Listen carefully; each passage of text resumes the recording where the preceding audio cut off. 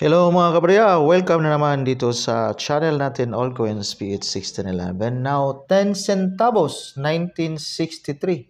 Senior citizen na yung barya na featured natin ngayon. So 1963. 2023 na ngayon. So nasa 60 years old na itong baryang ito at luma na at wala nang kagandahan. Pero i-feature pa rin natin, at least may idea tayo kung magkano yung value sa ganitong klaseng barya. Now, diretso tayo sa kaniyang reverse. Ito yung reverse sa baryang ito. So, standing woman with an anvil in her right hand and volcano naman dito sa kaniyang right with the year 1963 at 10 centavos. While ito naman yung over sa baryang ito, coat of arms of the Philippines. Now, read yung kaniyang age naman mga kabarya.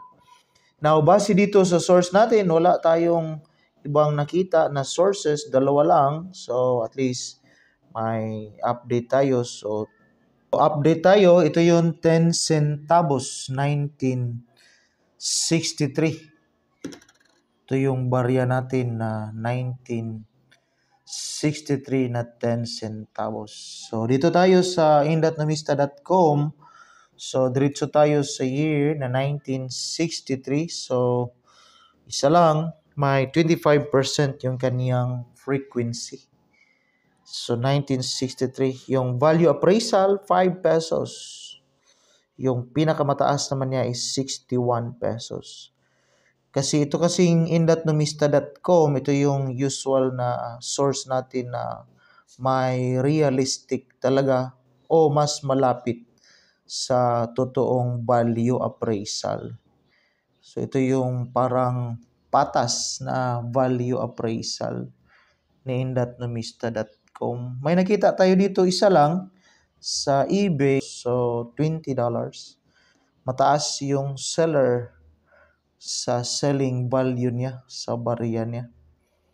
Ito yung mga pictures.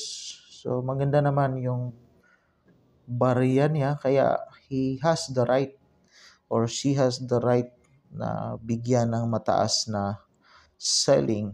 Depende pa rin sa mga buyer pag may gusto o type sa ganitong klaseng barya. So $20 yung selling value sa barya niya, mga kapatid.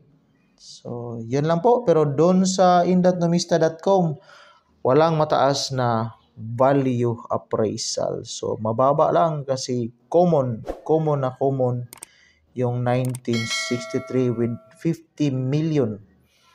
Dami sa na-produce nito. Maraming salamat and enjoy your day.